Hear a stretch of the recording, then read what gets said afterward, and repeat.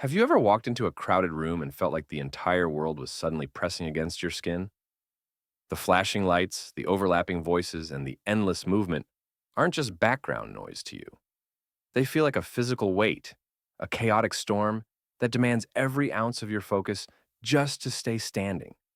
You look around and see people laughing, clinking glasses, and thriving in the very environment that is draining your battery to zero. In those moments, a small, persistent voice in your mind might whisper that something is wrong with you. Maybe you've told yourself that you're too fragile, too antisocial, or simply not built for the modern world. You watch others navigate the chaos with ease, and you wonder why you feel like you are drowning in a sea of sensory input. But I am here to tell you that your diagnosis of yourself is fundamentally incorrect. What you have been taught to see as a weakness is actually the hallmark of a highly sophisticated processing system. You are not broken, and you are certainly not failing at being a social human being. You are experiencing the world with a depth that most people will never understand. While the majority of the population moves through life in a blur of surface level interactions, your mind is capturing the fine details. You're not just hearing words, you're feeling the intentions behind them. You are not just seeing a crowd, you are absorbing the collective emotional energy of every person in that space. This isn't a lack of social skill, it is an abundance of perception. Behind that feeling of exhaustion is a rare and powerful capability that 80% of the world wishes they possessed. Today, we are going to stop apologizing for your need for silence and start understanding the biological genius of your solitude. We are going to deconstruct the science of your sensitivity and show you how to transform it from a burden into your greatest asset. Because in a world that never stops shouting, the person who knows how to listen to the silence is the one who truly holds the power. To understand why crowds feel like a battlefield, we have to look at the hardware inside your skull. Most people have a built-in gatekeeper in their brain called the thalamus. Think of the thalamus as a high-tech security filter that decides which information gets to reach your conscious mind. In a typical brain, the thalamus is excellent at slamming the door on irrelevant data. It ignores the hum of the air conditioner, the distant traffic, and the flickering of a fluorescent light. It allows people to focus on one conversation while the rest of the world fades into a gray, unimportant background. But in your brain, that thalamic gate doesn't just stay open. It is almost entirely non-existent. Your filter is permeable, meaning that every single data point in your environment is granted entry. When you walk into a shopping mall, you aren't just shopping. You are processing the architecture, the lighting, and the micro expressions of 100 strangers. You are hearing the subtle tension in a couple's argument 3 aisles away. You are sensing the hidden anxiety of the cashier who is trying to force a smile. Your brain is working 10 times harder than the person standing next to you because it refuses to ignore the truth of the environment. This constant influx of data leads to what psychologists call sensory overload, but it's more accurate to call it a high-fidelity experience. You are a biological sponge, and your nervous system is wired to absorb the emotional climate of any room you enter. This is driven by a highly active network of mirror neurons. These neurons are responsible for empathy, allowing us to mirror the feelings and actions of others. In your case, these neurons are hypersensitive, firing with an intensity that makes other people's emotions feel like your own.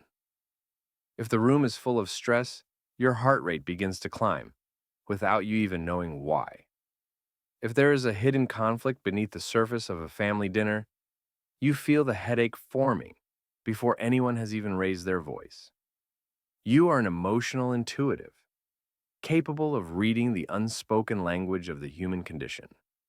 It is no wonder you feel exhausted after an hour of social interaction. You haven't just been talking, you have been performing a massive computational task of emotional mapping. But there is a reason evolution preserved this trait in the human gene pool. It is a concept known as Vantage Sensitivity. Science shows that individuals with this level of sensitivity don't just suffer more in bad environments. they flourish significantly more in good ones. When you're in a quiet, supportive, and beautiful space, your brain processes the positive input with the same intensity it uses for the negative. You experience art, music, and deep conversation at a level of transcendence that others can't reach. You see patterns where others see chaos, and you find meaning in the smallest fragments of life.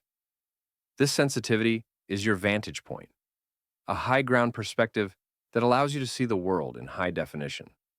The reason you hate crowds is often misunderstood as a fear of people, but it is actually a hunger for authenticity. In large groups, the human ego tends to take over, and people begin to wear social masks. They perform, they compete, and they engage in what we call small talk. To a highly sensitive mind, small talk feels like starving while being forced to look at plastic food. Your brain is literally not wired to find pleasure in superficial exchanges. You're looking for the soul of the person you're talking to, not their weather report or their job title. When you're surrounded by hundreds of people performing social scripts, your mind becomes fatigued by the lack of depth. You crave solitude because solitude is the only place where the masks come off and the truth can breathe. This is also linked to your internal dopamine threshold. Extroverts often have a low sensitivity to dopamine, meaning they need a constant stream of external stimulation to feel alive. They need the noise, the movement, and the social validation to kickstart their reward system. But you are the opposite. You have a very high sensitivity to dopamine, which means you produce your own internal reward through deep thought and reflection. Too much external stimulation overloads your system, like pouring too much fuel into a small, high-performance engine. You don't need the crowd to feel energized because your internal world is already a vibrant, bustling city of ideas. Your solitude isn't a void that needs to be filled. It is a laboratory where your best work is done. Many of the greatest breakthroughs in history came from people who understood that silence is not empty, but full of answers. If you find yourself constantly retreating, it's not because you are running away from life. It's because you are returning to the only place where your brain can finally render the complex thoughts it has been building. Think of your mind like a high-end computer rendering a complex 3D world. The more background tasks you have running, the slower the main process becomes. Crowds are a series of endless, demanding background tasks that steal your processing power. Solitude is the act of closing those tabs so you can focus on the masterpiece. So, how do you live in a world that is designed for the loud and the fast? How do you protect this vantage sensitivity without becoming a hermit? The first step is to adopt the greenhouse strategy. A greenhouse is a place of intense growth, but it only works because of its glass walls. The walls let in the light, but they keep out the destructive winds and the freezing cold. You must become the architect of your own emotional greenhouse. This means being ruthless about who and what you allow into your inner circle. You have to recognize that your energy is a finite, precious resource, not an infinite well for others to drink from. If a person or an environment consistently leaves you feeling depleted rather than nourished, you have a biological obligation to set a boundary. This is where the pause protocol comes in. Highly sensitive people often feel an immediate pressure to say yes to social invitations because they can feel the other person's expectation. You feel the potential disappointment of the other person before they even feel it themselves.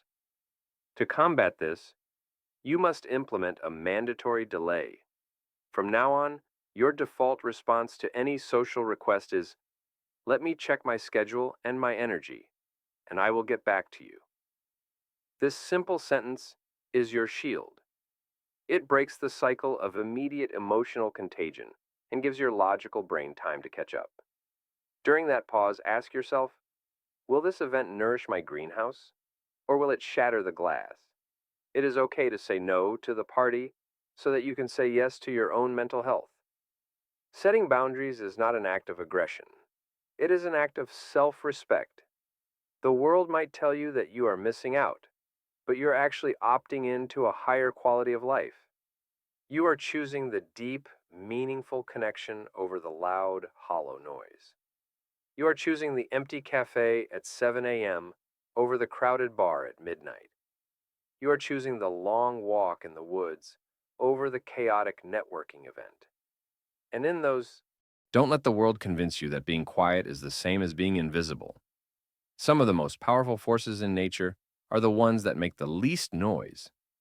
Think of the way a forest grows, or the way the tide pulls the entire ocean. They don't shout, yet they change the face of the earth.